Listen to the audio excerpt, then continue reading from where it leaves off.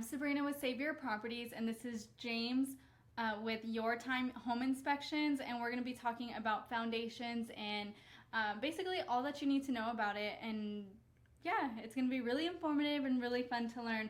Sometimes when you think that you have cracks in your walls and maybe some cracks in the floors, it can be really scary, and you're thinking, oh my gosh, I'm going to have to pay so much money for foundation work. So we're going to dive a little bit deeper into that today. So James, if you want to go ahead and just introduce yourself and your company a little bit and just tell us a little bit about you and your company. Sure. Thanks for having us on today. Of course. So I'm James Williams with Your Time Home Inspections. We've been in business for 4.5 years. 4.5 years. And so why did you start your business? So we started the business. I'd had a home inspection done on a house that we were purchasing, and as I was following the inspector around, I was going, hey, I know a lot of that stuff. I had some construction background, some roofing background, and done some commercial construction. So all this stuff kind of is like it looks like something I want to do. Plus, I've always wanted to own my own business, and that kind of got me into it. And then once I got into it and was studying and learning, I was finding out that there's a lot of stuff out there that you need to know about a house. It really is. And so your company, what does it represent, and what do you want your clients to know about it? So our company represents that we just want to give you as much information about the property so that you can make an informative decision about it. Because the more you know about your property, the condition that it's in, the happier you'll be when you're in it, because when you see something that's happening, you know what's happening, and you know there's a path that you can take to get those corrected. Yes, of course. So thank you so much for sharing that with us. And, we always put you on our list of people, so that's a good thing. We do like how informative you are, so we do appreciate that. And so we'll get into our questions. So what are some of the things you do look for when inspecting the foundation? So when I first get there to look at the foundation, we're looking at the grading that's around the foundation, how high it is there proper clearance between the grading and the top of the bottom of the siding. We just want to make sure that it's properly sloped away. We're just looking to make sure we're looking for cracks and stuff that are in those, where those cracks go, what they look like, how they. Okay. So when you look at those kinds of things, what things specifically within those things would make you suggest a structural engineer? So not all crack requires a structural engineer on our end of it. While we're looking at the cracks, we're looking at what kind of crack. Is it a crack that's just a small crack? Is it small at the bottom? Is it getting larger at the top? Okay. Does that crack start on one side of the house, and then we can see it going through the garage floor and seeing it come out and reappearing on the other side of the house through the flooring? In regards to, are the other cracks that are in the walls in the house, do those correlate with the cracks that we're seeing on the foundation? And we're looking for doors and stuff that are out of square, windows that are out of square, are they opening and closing? Okay. And when we see opening cracks and stuff like that, those tell us that it's a little more movement than we recommend having it further evaluated when we're seeing cracks that are in line with each other going all the way through the house. Okay. And they're in line with doors and stuff that don't want to open and close. Okay. I think we also have a video that shows, some of those examples as well. With this house here, so we have some separation between the sheetrock over here. We have some cracking that we can see. Some cracking in the wall. This one's had some patching done. And we come over here. You can also see where some other cracking had been here, and they've done some repair work on it. Main over in here, you can see where they've had separation between the wall and the ceiling, and they've come back and have done some patching along there. Okay, so some of those things that you saw, that was my personal house, y'all. In my home, that kind of needs some work. What would you have done? Would you have suggested a structural engineer for myself? After we looked around the house and saw some other things with the house, we probably would have suggested that with yours, just because of the type of cracking that we saw on the property. Okay, So, why do you suggest an engineer or for anyone, say it's plumbing or HVAC, in a specific? Why would you suggest them for their specific trade? Sorry, excuse me. Because a lot of these other trades require licensed individuals to perform the repairs on those. Their depth of knowledge on those items is more than what ours are going to be. We're kind of like the general practitioner. When you come to the doctor and you're seeing the doctor, they're looking over you, going, okay, we see this happening, we see this happening. Okay, we think that you need to have this looked at by a specialist. You know, you can go to the doctor and go, yep, your arm's broken. You know, you need to go to whoever fixes the doctor arms. that works on your arms. So that's what we're doing. We're looking at everything in the house, and we're like, you know what? With all the things that we're seeing going on in the house, we think that you should have somebody come out and do a further in-depth analysis of the property. Gotcha. Okay. Well, thank you so much for kind of showing us what inspectors do and how they look at things. Is it supposed to be a scary thing when you tell them about foundations or, you know, anything about their home? It shouldn't be scary. I mean, it's going to, you know, some of your houses are going to have some movement to them. We just want to make sure that we're not having an excessive amount of movement on there. And just so everybody knows, I mean, everything is fixable. Yeah? Yes. Okay. Thank you so much. I just wanted to let you guys know, too, before we move on to Moses with A1 Engineering, that Save Your Properties was featured in a local magazine called The Beacon. And we sponsored a company. It's called Live San Antonio. It is a nonprofit company that works with foster children and adoption agencies. And so we're also featured in a video that tells more about Live San Antonio.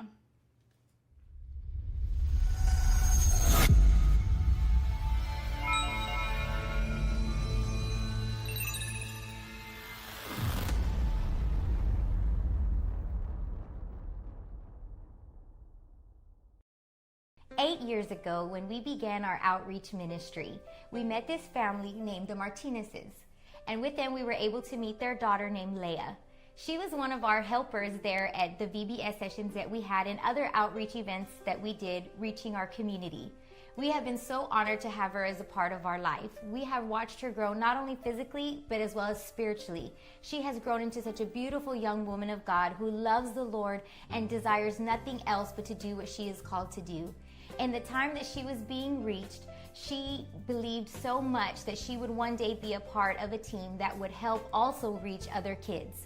So in that process, she has decided to come on board with Live San Antonio to be a part of our team to reach kids in the foster care system. Our vision is to rescue a child, restore a life, raise a leader, and release a star. Did you know that America is in a foster care crisis? Just alone in our region, there are thousands and thousands of children in need of foster care, in need of foster parents, or in need of daily care. And we are excited to be launching Live San Antonio as an aid to the crisis here in our city and surrounding area.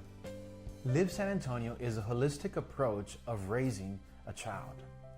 Now, from day one, the children will be part of a family. We're not an institution, we are a family. We are building a community. We're building a family for children. And from day one, they're going to have that. Many kids ask to be a part of a family. They don't want material things, you know, which are nice and they don't mind to have them. But their main thing of what they're asking for is to be a part of a family. And I love the vision, and we've caught the vision of Live to be able to provide families for the children here in South Texas region, in San Antonio and surrounding area. If you're interested in learning more about our ministries, you can contact us at Mark Lugo Ministries /Live San Antonio. That's LIV sanantonio.org. Or you can follow us on Facebook at Live San Antonio.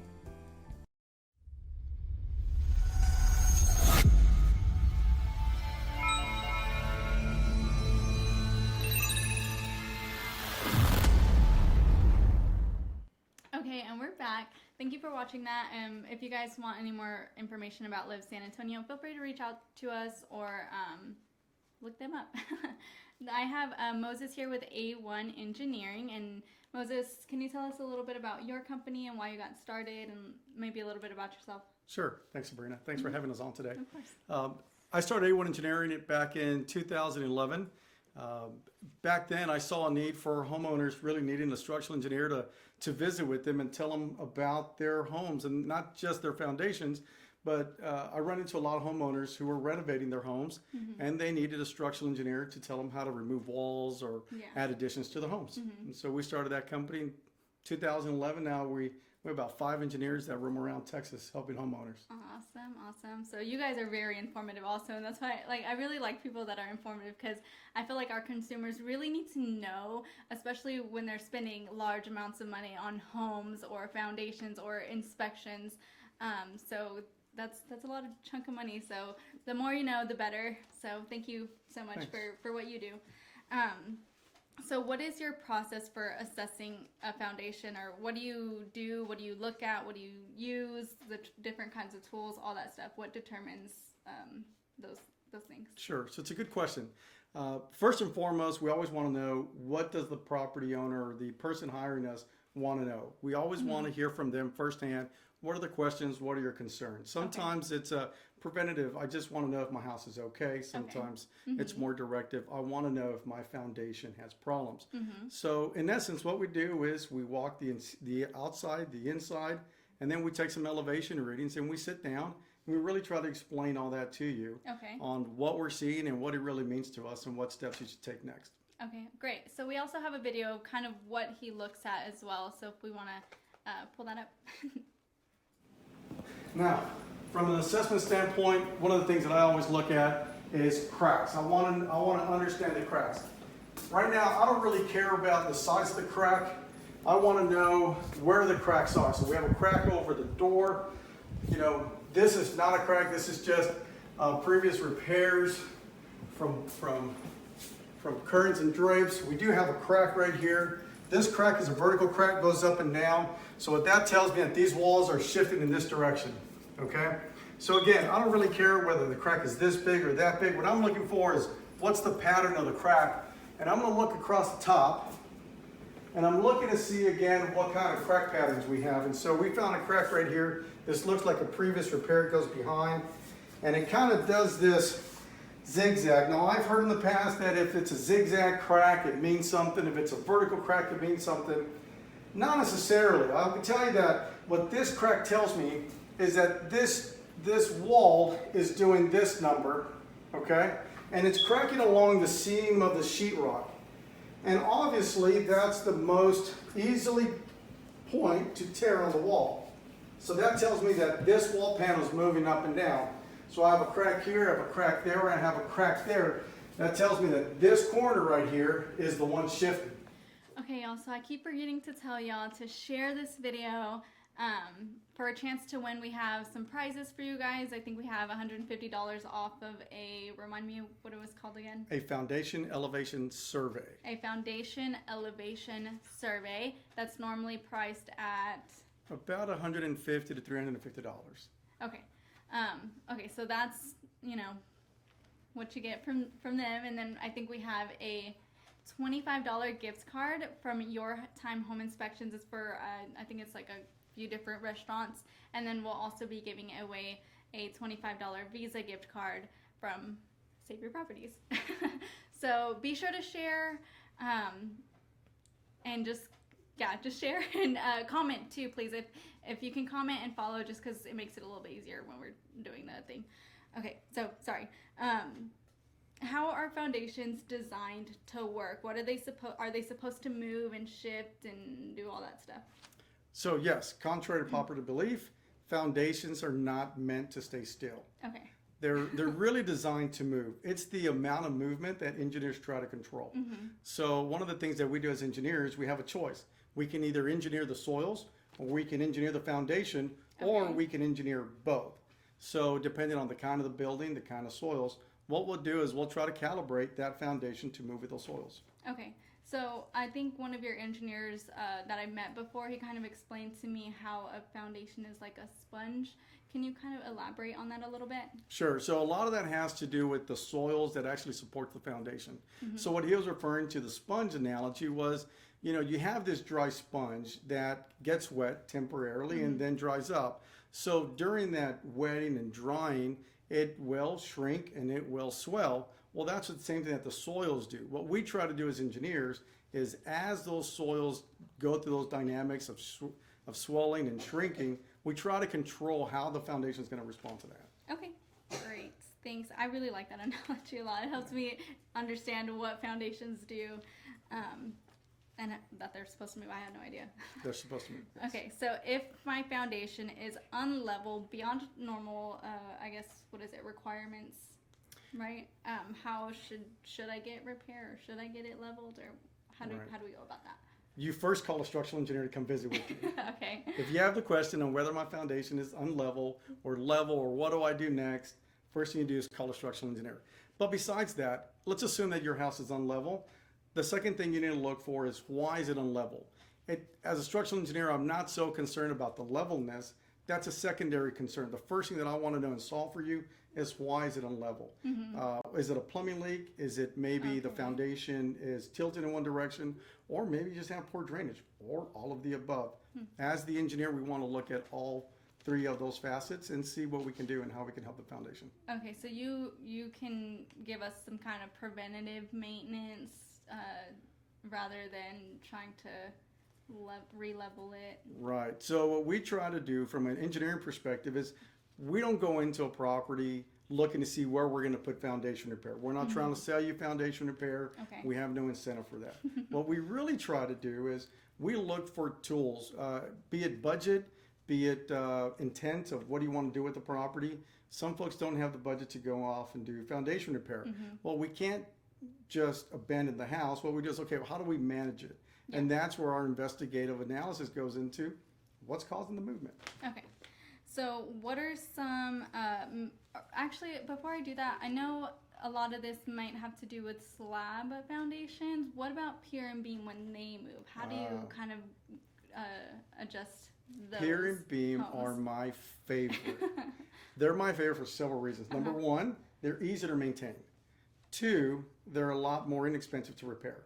But for pier and beam, a lot of it has to do with drainage. They're older homes. But one of the great things about pier and beam is that if your house is out of level, you literally just get a bottle jack, 20-ton jack, and you go and repair it. So the skill set to repair a pier and beam is significantly less than a slab.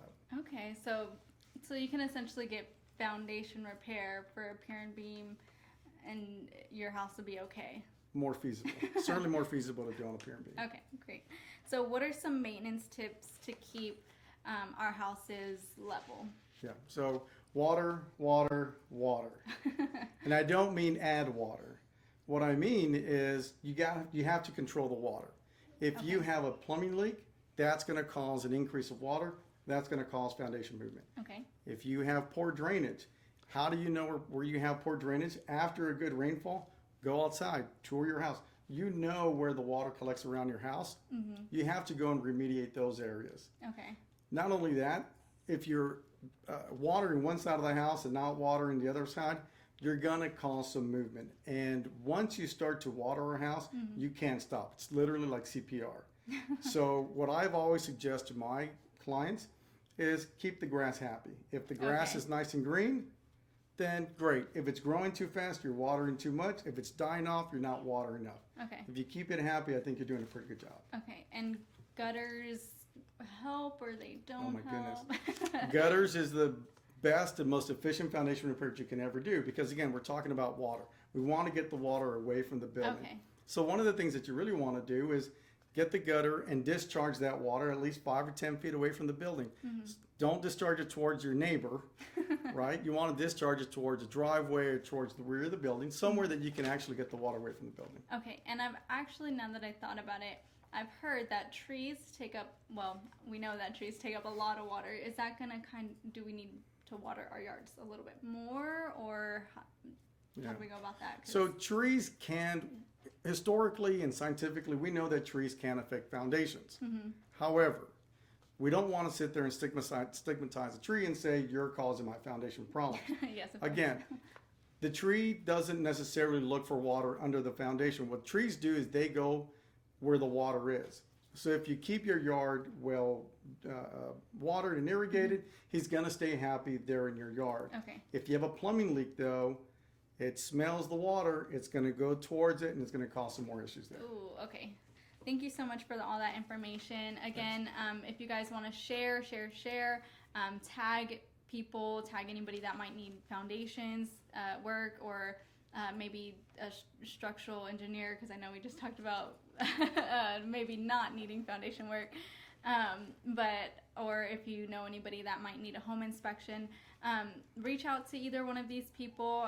We, as real estate agents, I legally cannot tell you to use them, but we do have a list of people. We obviously like these people. So yes, reach out to them, reach out to us if you need any help, and again, share this video if you want to win any of the prizes that we have. Thank you so much for joining, for watching, and for learning with us. So we'll see y'all next time. Thank you. Bye.